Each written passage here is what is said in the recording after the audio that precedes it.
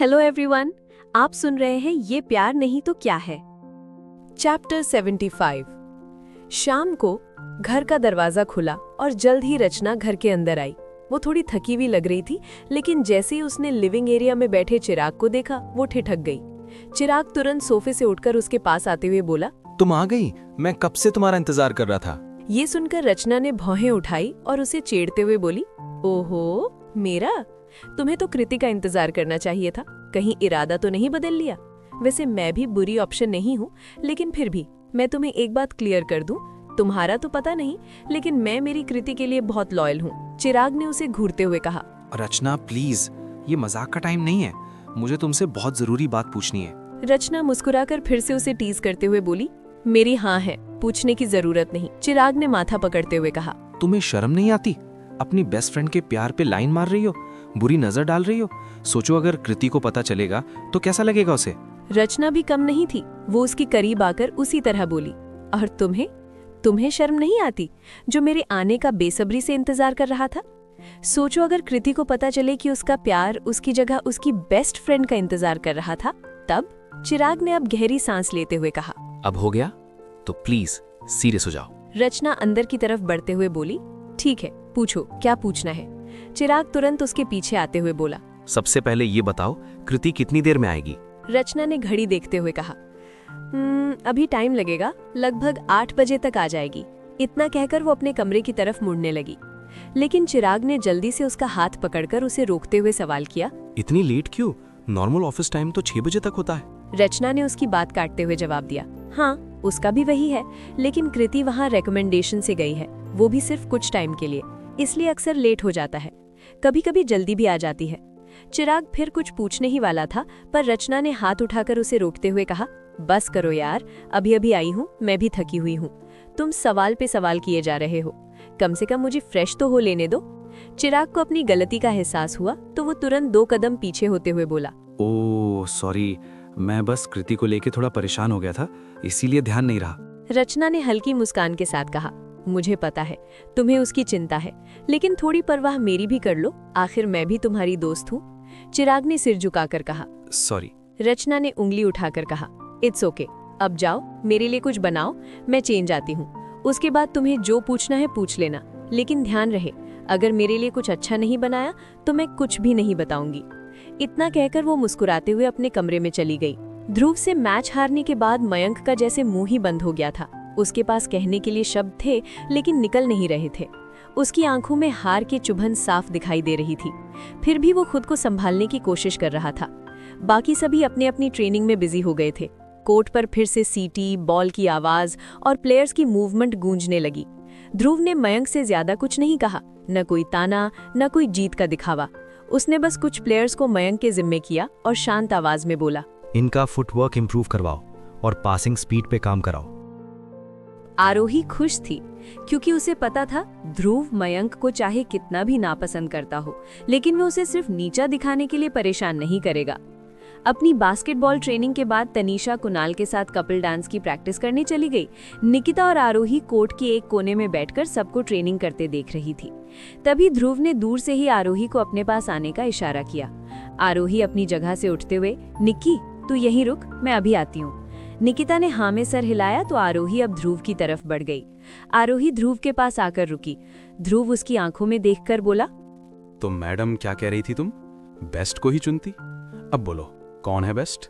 आरोही के होठों पर मुस्कुराहट आ गई। वो मन ही मन बोली, मेरे नजरों में तो हमेशा से तुम ही बेस्ट थे, लेकिन उसने कुछ कहा नहीं। ध्रुव ने उसे बॉल थमाते हुए कहा, अच्छा अब हंसना बंद करो, तुम बास्केटबॉल काफी अच्छा खेलती हो, मुझे यहाँ से बॉल बास्केट में डालकर दिखाओ। उसने जानबूझकर थोड़ा ज्यादा दूरी से खड़ा किया था। आरोही हल्का सा मुस्कुराकर बोली, ऐसा नहीं है कि मैं बहुत अच्छा खेलती हूँ, हर किसी की तरह मेरा भी एक वीक पॉइंट है। मैं ज्यादा दूर से कई बार बॉल बास्केट में नहीं डाल पाती, मुझे पता है मेरी ये कमी है और मैं इसे खत्म करने की पूरी कोशिश कर रही हूँ। ध्रुव उसके चेहरे को ध्यान से देख रहा था। उसकी आंखों में सच्चाई थी और खुद को बेहतर बनाने की जिद थी। वो हल्का सा मुस्कुराकर बोला, मुझे पता है, इसलिए तो कह रहा हूँ, तुम कोशिश करो, मैं हेल्प करूंगा। आरोही ने बॉल उठाई। पहला शॉट स्विश, सीधा बास्केट में। दूसरा शॉट फिर से सही। वो थोड़ा कॉन्फिडेंट हुई ही थी, लेकिन तीसरी बार बॉल रिम से टकराकर बाहर गिर गई। चौथी बार भी वही हुआ। आरोही ने अब फ्रस्ट्रेट होकर कहा, देखा, अभी तक जा रही थी और अब। उसने गुस्से में बॉल को हल्का सा दूर फेंक दिया। ध्रुव तुरंत उसके पास आकर आराम से बोला, रिलैक्स, तुम पे ये गुस्सा सूट नहीं करता, काम डाउन। मैं हूं ना तुम्हारा ट्रेनर, मैं सिखाऊंगा तुम्हें। उसने बास्केट से थोड़ा दूर जाकर अपनी पोजीशन ली और उसे समझाने लगा। देखो, सिर्फ ताकत नहीं, एंगल और रिस्ट का कंट्रोल जरूरी है। तुम शॉट लेते वक्त थोड़ा जल्दी कर देती हो, टाइमिंग सही रखो। उसने डेमो देकर बॉल बास्केट में डाली। आरोही उस तरफ देख तो रही थी, लेकिन टेक्निक से ज्यादा वो ध्रुव को देख रही थी, उसके फोकस, उसके एक्सप्रेशंस, उसके कॉन्फिडेंस को। और जाने क्यों उसके चेहरे पर खुद ब खुद मुस्कान आ गई। ध्रुव ने शॉट डालने के बाद उसकी तरफ मुड़कर कहा, देखा कितना आसान है, तुम इसी तरह बॉल फेंकोगी तो वो बास्केट में ही जाएगी। आरोही ने उसकी बात का कोई जवाब नहीं दिया। वो बस उसे देखकर मुस्कुराने में बिजी थी। ध्रुव उसे ध्यान से देखते हुए उसके पास आया और उसके चेहरे के सामने हाथ हिलाकर बोला, कहाँ खो गई मैडम? मैं यहाँ इतनी जरूरी बात बता रहा हूँ और तुम पता नहीं किस दुनिया में मुस्कुरा रही हो।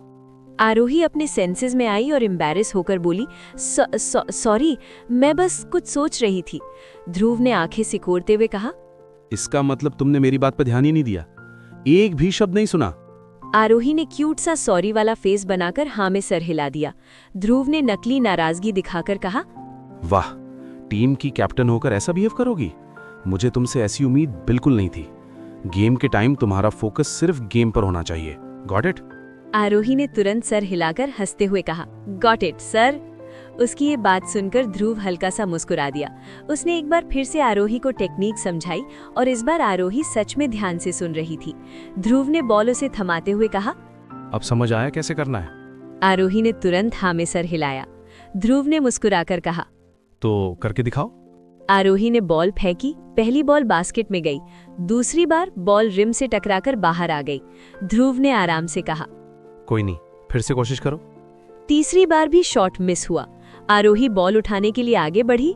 उसी वक्त दूसरी तरफ से किसी प्लेयर ने तेजी से शॉट लिया और वो बॉल स्पीड में सीधा उसी दिशा में आ रही थी जहां आरोही झुकी हुई थी। आरोही का पूरा ध्यान अपनी बॉल पर था। उसे अपनी तरफ आती हुई दूसरी बॉल दिखाई नहीं दी। कुछ सेकंड के लिए सब कुछ स्लो मोशन जैसा हो गया। कोर्ट पर खड़े सभी लोगों के मुंह खुल गए। सबको लग रहा था अब तो पक्का बॉल आरोही को लगेगी। बॉल बस उसे छूने ही वाली थी, तभी ध्रुव ने तेजी से आगे बढ़कर उसका हाथ पकड़ा और जोर से अपनी तरफ खींच लिया।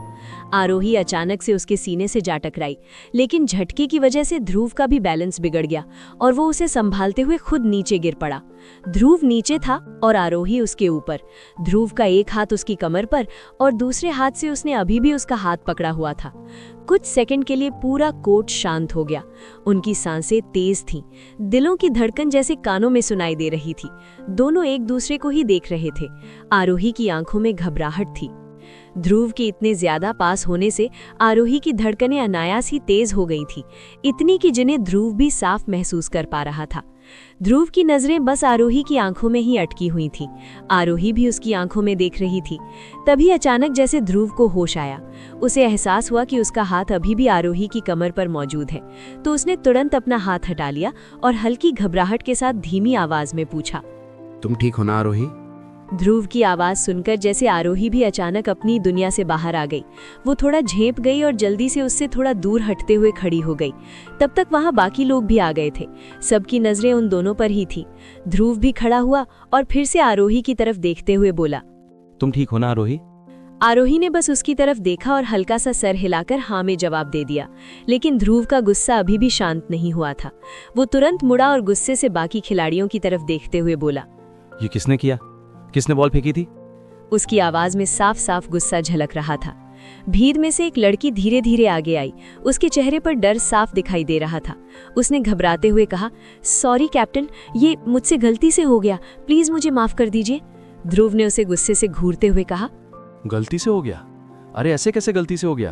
तुम लोग दूसरे कोर्ट में प्रैक्टिस कर रहे थे तो तुम्हारी बॉल इतनी दूर यहाँ कैसे आ गई, वो भी उल्टी साइड? अगर ये बॉल आरोही को लग जाती तो तुम्हें जरा सा भी अंदाजा है क्या हो सकता था? कोई इतना केयरलेस होकर कैसे खेल सकता है? ध्रुव गुस्से में लगातार उस लड़की को सुनाए जा रहा था। मैदान में खड़े बाकी खिलाड़ी भी चुपचाप सब देख रहे थे। ध्रुव को इतना ज्यादा गुस्सा करते देख आरोही ने धीरे से आगे बढ़कर ध्रुव का हाथ पकड़ लिया। उसके इस अचानक स्पर्श से ध्रुव एक पल के लिए शांत हो गया। आरोही ने उसे शांत करने की कोशिश करते हुए कहा, ध्रुव रिलैक्स, कुछ नहीं हुआ है, मुझे इतना ज्यादा हाइपर होने की जरूरत नहीं है। उससे गलती से हो गया है, वो कह तो रही है, गलती तो किसी से भी हो सकती है। It's all right, don't worry. Dhruv ने हैरानी से उसे देखकर कहा, क्या डोंट वरी? अभी अभी तुम बुरी तरह घायल होते होते बची हो और तुम मुझे रिलैक्स होने को कह रही हो? सोचो, अगर मैं तुम्हारे पास ना होता तो ये बॉल तुम्हें लग चुकी होती या ये बॉल किसी और को लग जाती। कोई इतना लापरवाह होकर कैसे खेल सकता है? आरोही कुछ पल उसे देखती रही, फिर धीरे से बोली, ध्रुव प्लीज अब और गुस्सा मत करो, किसी को कुछ नहीं हुआ है, मैं भी बिल्कुल ठीक हूँ, काम डाउन। ध्रुव एकटक उसके चेहरे को ध्यान से देखने लगा, जैसे ये श्योर कर लेना चाहता हो कि वो वाकई ठीक है। तो गाइज, आज का चैप्टर तो यहीं खत्म होता है। अगर आपको मेरी ये कहानी पसंद आ रही हो तो वीडियो को लाइक करें, अपने फेवरेट मोमेंट को कमेंट में जरूर शेयर करें। आपके हर एक कमेंट से हमें और लिखने की हिम्मत मिलती है। और हाँ, मेरी चैनल को सब्सक्राइब करना ना भूलें, साथ ही बेल आइकन जरूर दबाएं ताकि इस जज्बाती सफर का कोई भी हिस्सा आप मिस ना करें। अगले चैप्टर में फिर मिलेंगे, कुछ नए मोड़ों, कुछ अधूरे अल्फाजों और बहुत सारे एहसासों के साथ। तब तक के लिए bye bye and take care.